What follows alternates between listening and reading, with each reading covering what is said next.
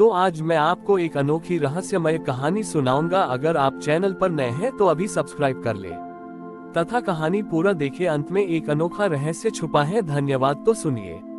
कैलाश पर्वत की तलहटी में एक प्राचीन गुफा थी जिसे देवगण भी भूल चुके थे। इस गुफा के भीतर युगों से एक अत्यंत शुद्ध और तीव्र प्रकाश स्पंदित हो रहा था, जिसे अनाहत ज्योति कहा जाता था।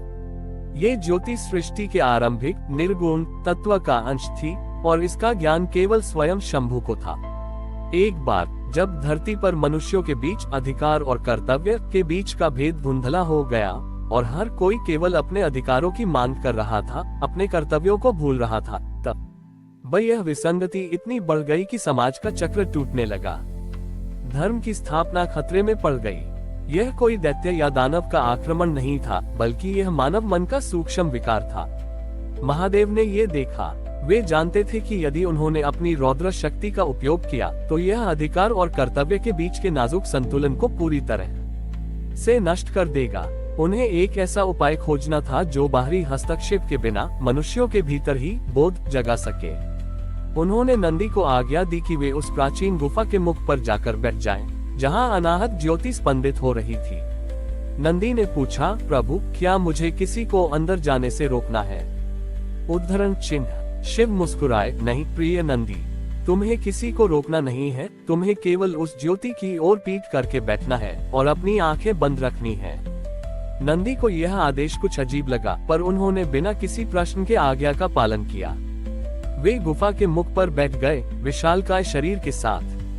कुछ समय बाद एक बहुत ही ज्ञानी परंतु अहंकारी ऋषि उस क्षेत्र से गुजरे।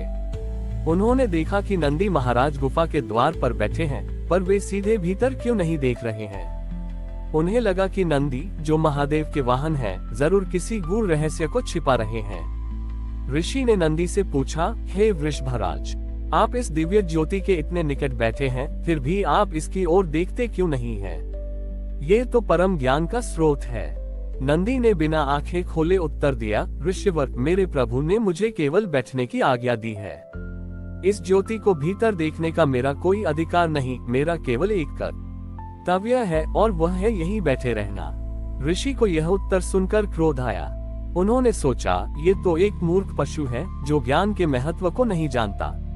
वे नंदी को धक्के देकर हटाना चाहते थे ताकि वे स्वयं अंदर जाकर ज्योति को देख सके और संसार में स्वयं को परम ज्ञानी घोषित कर सके।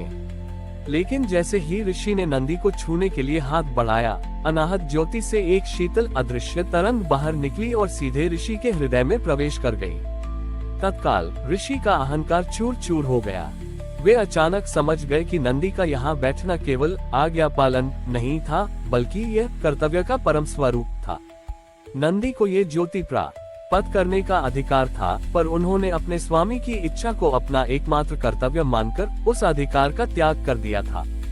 ऋषि ने अपने घुटनों पर बैठकर नंदी से क्षमा मांगी। उन्हें ये बोध हुआ कि अधिकार हमेशा कर्तव्य के अधीन होता है। जिस क्षण कोई व्यक्ति अपने अधिकार को अपने कर्तव्य से ऊपर रखता है, उसी का क्षण वह सत्य और शांति से दूर हो जाता है। ये बोध की लहर जो उस ऋषि से उत्पन्न हुई, धीरे धीरे संसार में फैलने लगी। लोग एक दूसरे से अधिकार मांगने के बजाय अपने कर्तव्यों का पालन करने लगे। महादेव ने इस पूरी घटना को कैलाश से देखा।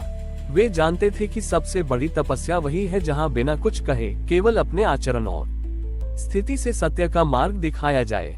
इस तरह उन्होंने बिना किसी शक्ति का उपयोग किए केवल नंदी के मौन कर्तव्य के माध्यम से धरती पर धर्म का संतुलन फिर से स्थापित कर दिया।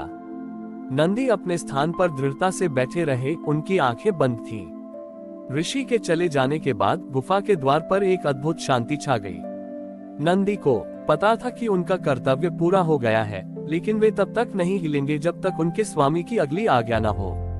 नंदी का आंतरिक संवाद। बाहर की दुनिया के लिए नंदी सिर्फ एक विशालकाय बैल थे जो आदेश का पालन कर रहे थे, लेकिन भीतर उनके मन में उस अनाहत ज्योति का प्रकाश गूंज रहा था। वे मन ही मन सोचते थे, ये ज्योति जो परम ज्ञान का स्रोत है, क्या ये केवल अंदर बैठने वाले के लिए है या इसका प्रकाश बाहर बैठे हुए मुझ जैसे सेवक के लिए भी है?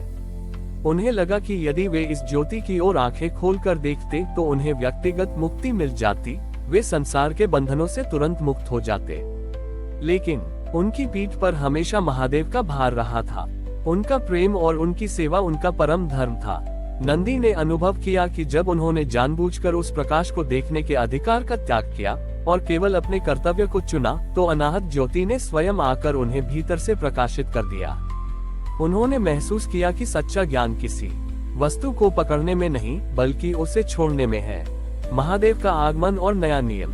कई दिन बीत गए। धरती पर अधिकार और कर्तव्य का संतुलन धीरे धीरे सामान्य हो गया था। तब एक सुबह जटाधारी शिव उस गुफा के पास आए। उन्होंने नंदी के माथे को सहलाया। उठो प्रिय नंदी, शिव ने स्नेह से कहा। तुमने केवल एक ऋषि का अहंकार नहीं तोड़ा, बल्कि तुमने संसार को एक नया नियम सिखाया है। तुमने सिद्ध किया है कि सेवक का कर्तव्य स्वामी के अधिकार से भी महान होता है। शिव ने गुफा के द्वार पर अपनी उंगली रखी। अनाहत ज्योति गुफा से बाहर निकलकर नंदी और शिव के बीच एक उज्जवल स्तंभ की तरह खड़ी हो गई। यह अनाहत ज्योति अब तक केवल उन योगियों के लिए थी जो संसार से विरक्त होकर भीतर प्रवेश करते थे। शिव बोले, परंतु तुम्हारे त्याग के कारण मैं इससे बदलता हूँ। उन्होंने घोषणा की, आज से यह अनाहत ज्योति केवल गुफा के भीतर ही नहीं रहेगी। ये ज्योति संसार में उन सभी मनुष्यों के भीतर भी स्पंदित होगी जो बिना किसी फल की आशा किए अपने कर्तव्यों का पालन करेंगे। वे चाहे गृहस्थ हो या सन्यासी, यदि वे निष्काम भाव से कर्म करेंगे तो यह अनाहत ज्योति उन्हें भीतर से प्रकाशित करेगी। इस प्रकार महादेव ने नंदी के मौन कर्तव्य को आधार बनाकर निष्काम कर्म योग के एक नए नियम की स्थापना की। अब आत्मज्ञान अनाहत ज्योति को पाने के लिए केवल कठोर तपस्या या गुफा में प्रवेश आवश्यक नहीं था, बल्कि दैनिक जीवन में ईमानदार कर्तव्य पालन ही मोक्ष का सीधा मार्ग बन गया। ये कथा कैलाश में रची गई, जहाँ एक साधारण कर्तव्य ने ब्रह्मांड के सबसे बड़े दार्शनिक नियम को बदल दिया। हमारी और भी आध्यात्मिक एवं अनोखी कहानियाँ देखने के लिए हमारे चैनल पर जाएं तथा धार्मिक एवं पौराणिक अनोखी कहानियाँ हमारे चैनल पर है। कृपया जाके देखें तथा हमारे चैनल को सब्सक्राइब करके रखें और वीडियो लाइक जरूर करें। धन्यवाद।